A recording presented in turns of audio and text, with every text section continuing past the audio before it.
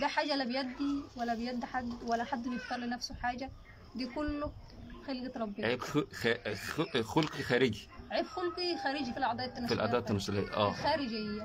انا من جوه تمام، لغايه المبيضين تمام، الرحم تمام، كل حاجه تمام، حاجات الانوثه كلها تمام، حاجه كانت عمليه بسيطه اصلاح الاعضاء الخارجيه بس. وتمت العمليه وانت عندك 9 شهور؟ تمت العمليه وانا عندي 9 شهور. يعني عملتيها يعني قبل ما تكملي السنه؟ في مستشفى الجامعه بتاعت الطب في القاهره. مستشفى الجامعه في الطب في القاهره. تمام. يمكن هو ده التقرير بتاع هو ده التقرير بتاع المستشفى. ده تقرير المستشفى اللي بيقول ان انت يعني عملتي العمليه وكان في التباس في شكل الاعضاء التناسليه وانت يعني انثى كامله. مفيش اي حاجه. ده كان اول مستند ليكي وانت عندك 9 شهور. تمام. طيب ايه اللي تم بعد كده؟ يعني بقى لما حكى لك وقال لك انا عارف ان انت عندك كذا كذا. كانت طبعا صدمه عمري، يعني تخيل انت بقى حاجه زي دي، تخيل والناس تتخيل كلها، تخيل حاجه زي دي صدمه عمري كلها. انا تنيت اصرخ واقول له ازاي وانا ما اعرفش حاجه زي كده، وانت جبت الكلام ده منين، ومين قال لك، وانت عارف الكلام ده منين، طب في ايه، طب ايه ده الكلام ده، وانا مش مصدقه اي حاجه. انا كنت بموت بالكلام اللي هو بيقوله ده. اتصلت باهلي. انت اللي اتصلت باهلك ولا هو بيقول على كلامه ان هو اتصل باهلك؟ انا اتصلت باهلي وقالوا لهم تعالوا لي دلوقتي او تعالوا لي تاني يوم؟ قلت لهم ايه الكلام اللي يوسف بيقوله ده، ايه الكلام ده.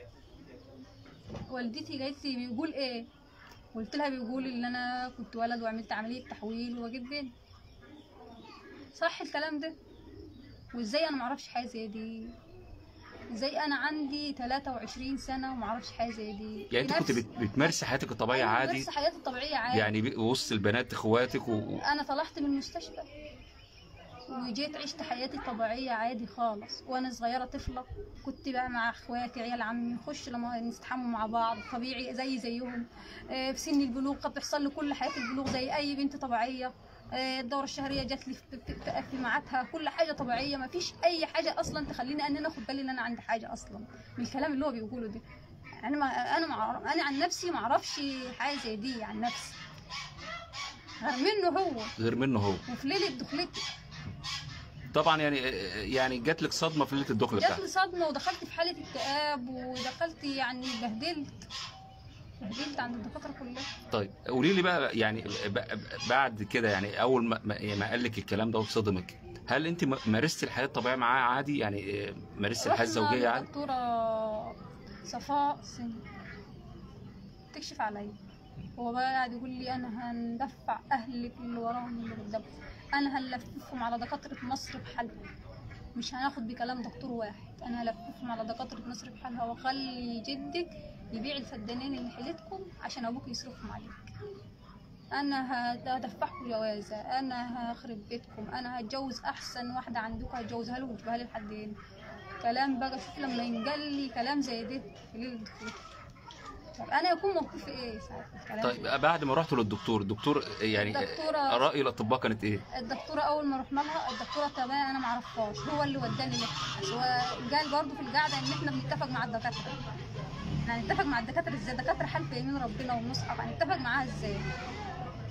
هو اللي كان بيخش للدكاتره، وهو اللي كان بيبص على كل حاجه وفي الكشف ويتكلم معاهم، وهو اللي كان بيعمل كل حاجه. تمام.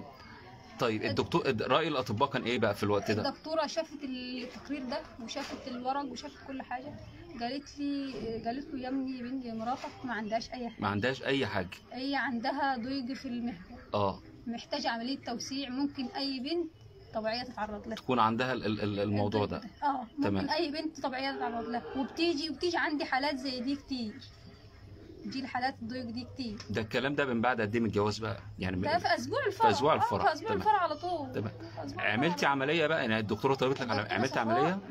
الدكتوره اللي انا رحت لها دي طلبت تحاليل، قالت لي زياده اطمئنان وتاكيد لجوزك ده. هو كان بيقول التحاليل بينت ان الهرمونات تحاليل في معمل الالف، تحاليل هرمونات وجينات وموجات صوتيه. طب التحاليل اظهرت ايه؟ التحاليل راحت القاهره وقعدت 21 يوم وجات، مش 3 شهور زي ما هو قال، 21 يوم قعدت 21 يوم وجات التحاليل.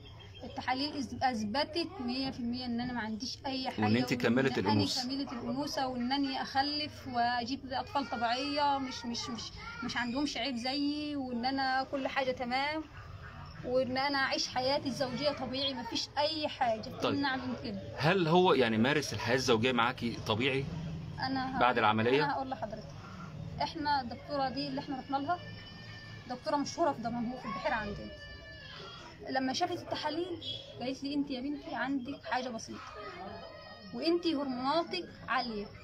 هرمونات الانوثه. هرموناتك عاليه، هرمونات الانوثه عندك عاليه، نسبه الحمل عندك